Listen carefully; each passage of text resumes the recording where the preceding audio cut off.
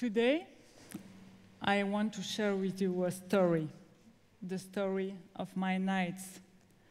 And like in every story, I begin with the main character, it's me, myself. A long, long time ago, in 184, I studied architecture. Why architecture? Because I think that the mixing between matters, texture, pragmatism, and artistic way of thinking of the thing, I think it's very important. But 10 years after, I discovered another part of architecture. I mean urban planning, the cities, the complexity, where the people live, how they live.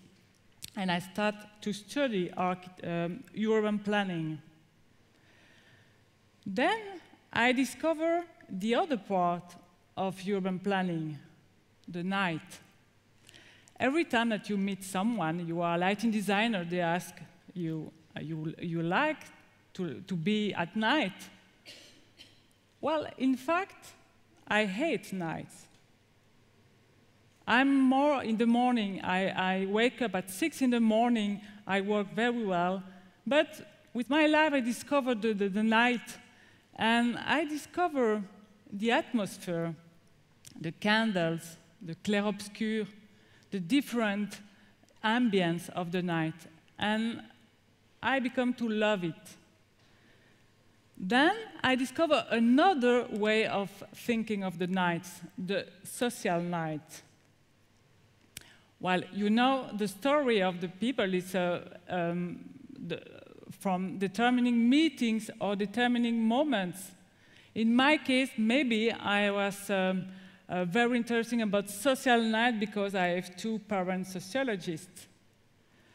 But also, it's a history of moments.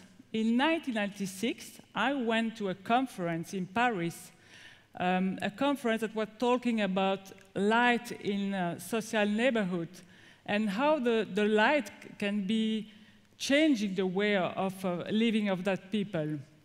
So I was so upset with these links between safety, light, and how can be changed the way of living of that people that I start to study it in my master in urban planning. I do a thesis to find more explanation about these links between safety and light. And then I meet people, because the history of everyone is also meeting people. Roger Narboni, that is a famous lighting designer that was heading this conference in 1996. And after, other lighting designer, Göran Linder, that is a Sweden lighting designer, and also Elettra Bordonaro, that is another lighting designer from Italy. They were working also in this kind of problematic of social night, and I discovered that I was not alone. But also, one reason that I was so involved with that social night, you see, this sad light, there is nobody. Or this other neighborhood, there is light, but this is a sad light. And also, a story of meeting other people when I was working. This is the little girl was in a workshop that I've done in Stockholm, or another workshop in Liège, knocking on the doors and meeting the people to understand how they live. Or in a cafe in the center of Liège, the center of the activity of this neighborhood, understand how they live. And then I was asking myself, well, what's a good light for these people, for this neighborhood? Well, you know, it's the same that the interior light. It's a matter of use, of mood. When you feel sad, you want some kind of light. When you feel happy, you want another light. When you want to go to bed, you need some kind of light. So it's the same. You see in this picture Sometimes you want to be on light in different color temperature, and sometimes you want to be in smooth light. While in exterior, it's the same. You want to be on the light or in the shadow. And in some normal neighborhood, it's also the same. Then I was asking myself, how can I change myself something, do something? And in this story, where we are knowing the places, so I will share with you two kinds of experience. My first experience was in my studio in Brussels in 2003. And it's like a normal neighborhood, you know, with 13 towers, garden, but all the people were lost in this neighborhood. So we work with the people to understand how they live, how they change of pathway, and to help them to be more comfortable. So you see that is before. There is no light or too much light, or 1,000 watts luminaire that has a powerful impression of light. Also the entrance, there are no study. So this is not a very special light. It's a normal light, but we try to focus on some pathway, in some trees, in some direction to help the people to be more comfortable in this environment. Here you have some shortcuts between two places of these neighborhoods. And before, there were no light at all. So we decided to put this like the links of light between these two places. And here you have another picture of normal light, but a good light. Then my last experience, there is 11 years between the two experiences, is very different because it's the experience of a workshop. What is a workshop of the social light movement? It's 30 participants, 4 days, working in one place and trying at the end to convince the investor to invest with light in this area. This experience was more powerful than the other one that we've done with the social light movement because we work also with the London School of Economics, so sociologists that help us to understand the place. So the main characters of the social light movement are 6 people very involved in that way of thinking. And in London, well, London was a neighborhood in the center of the city. The particularity of London is that the social neighborhoods are not in the suburb, like in France, for example, but they are in the center. So we start to meet people, then doing also a night walk. It means that we go with the user on the place to understand how they live, if they change of pathway, how they feel in that night, and then we try to answer. And also with the sociologists, they have a very interesting question. They ask to the participant, what do you think you know about the place in the beginning of the workshop? And then after they ask, what do you think you know about the place? This picture is very interesting also because, you know, in London, the poor neighborhood, they have a lot of light. The night, the shadow, and the obscurity is like a luxury in London. So we work a lot with this kind of situation.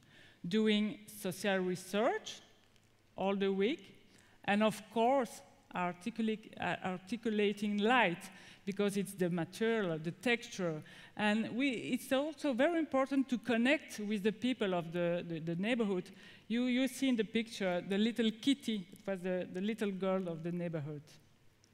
And then, the most important at the end, it's to convince that it's important to change something, to do something. And we do a conference. In this case, it was in the main hall of the London School of Economics. But I think it's better to have a video that explains very well the ambient of the workshop. Well,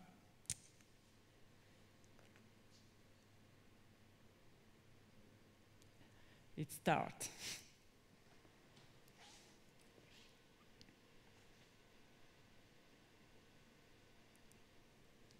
Well, I hope.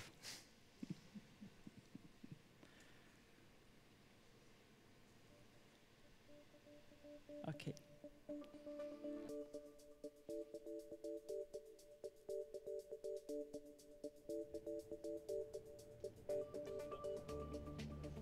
So this initiative for me, it's something amazing, and it has to be replicated as much as possible, basically. The solutions that often are the result of this kind of workshop could never be produced in a design studio. The Configuring Light research program is interested in how light is made into the stuff of everyday life and built environments. We're working with designers on social research methods and how we can collaborate to create better urban environments.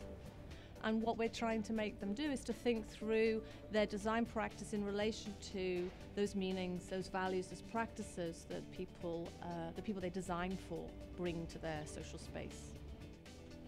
My understanding is that this is the first time this type of workshop's taken place in this country, so it's quite groundbreaking.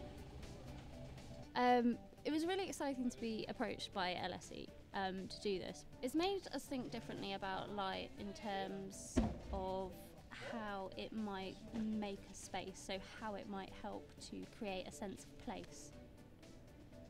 We can have the sharing between practice and academic world, and it's not so common, this kind of sharing, so I think it's very good.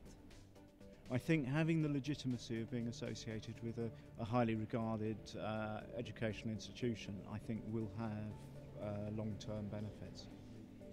We're seeing that the Configuring Light guide will basically be the structure for the social analysis and the social research for our lighting projects.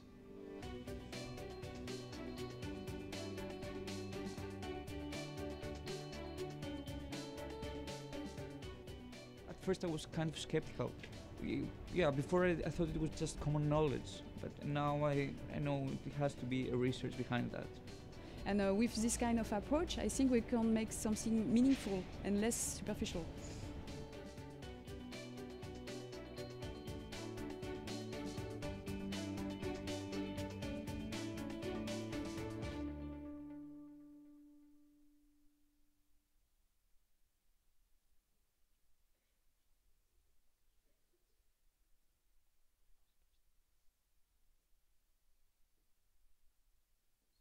We are almost at the end of the story. I hope that with these some minutes, it's difficult to explain all 15 years of work, but I hope that you understand that light in normal neighborhoods can be pleasure, poetry, attention to the people. And I want to end with this sentence of Don DeLillo, because I think that knowing it's good, but knowing and acting and doing something, it's better. So I hope that you will do the same after this conference. Thank you.